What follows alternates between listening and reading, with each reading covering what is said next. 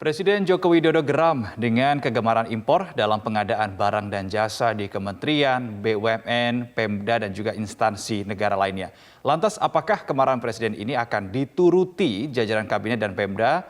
Dan untuk membahasnya kita telah tergabung dengan ekonom Universitas Paramadina, founder Paramadina Public Policy Institute, Wijayanto Samirin. Selamat pagi Pak Wija, salam sehat Pak. Selamat pagi. Iya, Pak Wija, kegemaran impor dari seragam hingga alat tulis membuat Presiden geram. Nah, bagaimana membaca kegeraman Presiden Joko Widodo ini, Pak Wija? Kita harus melihat kegeraman Presiden Jokowi sebagai alarm kebakaran, gitu ya. Tapi ya alarm tetap hanya alarm jika kita tidak melakukan action untuk memadamkan api.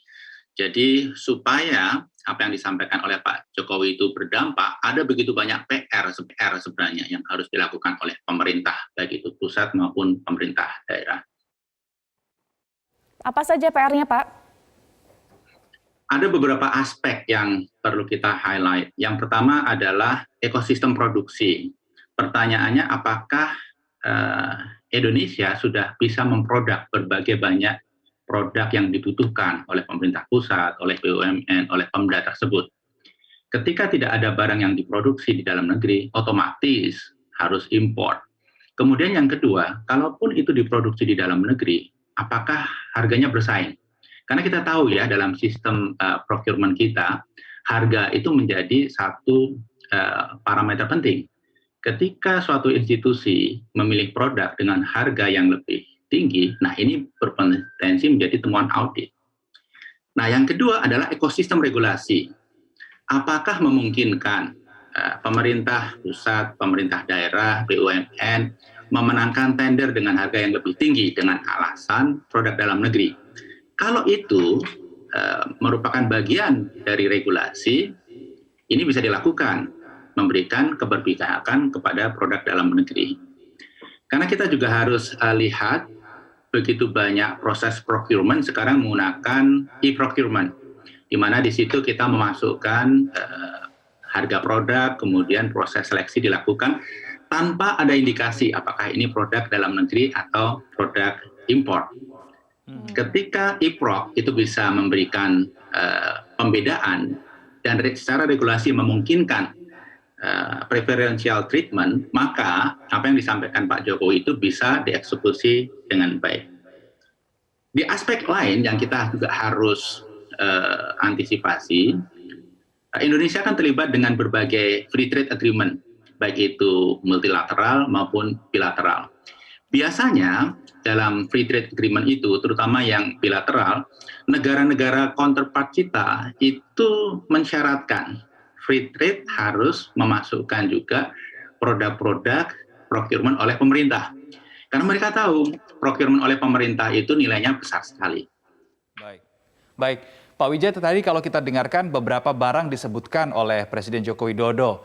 CCTV, kemudian seragam, TNI dan polisi, kemudian alat tulis. Pertanyaannya mengapa alat-alat ini, hal-hal ini harus impor? Ada dua kemungkinan.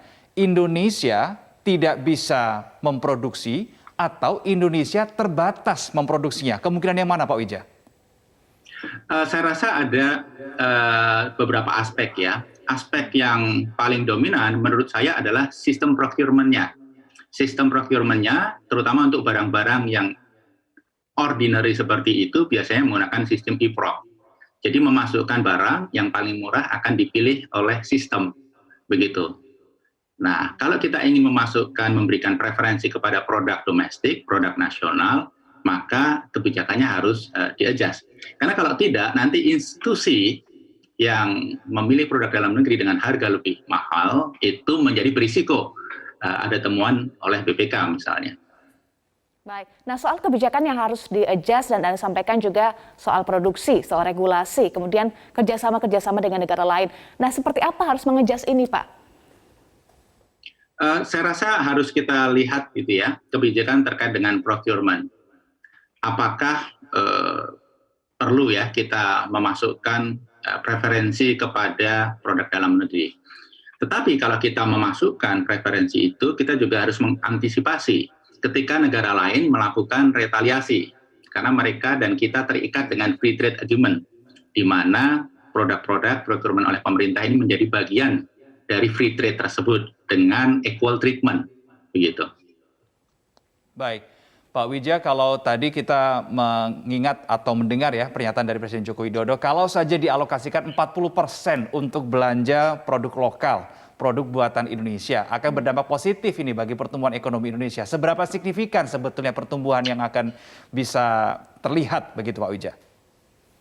Oh, sangat signifikan. Belum lagi kalau kita lihat multiplier effect-nya.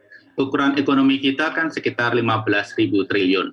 Kemudian procurement tadi, BUMN, pemerintah pusat, kemudian pemerintah daerah itu sekitar 1.500 triliun.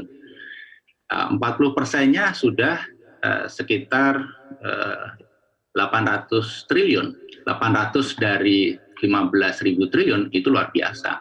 Apalagi dalam situasi seperti ini, ketika ekonomi kita belum recover betul, tambahan stimulus pengurangan impor tersebut akan sangat berdampak.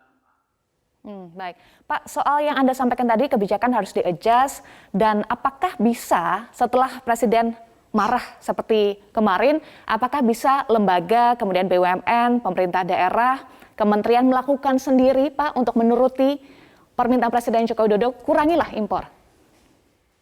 Ya, kembali tergantung ekosistem regulasinya.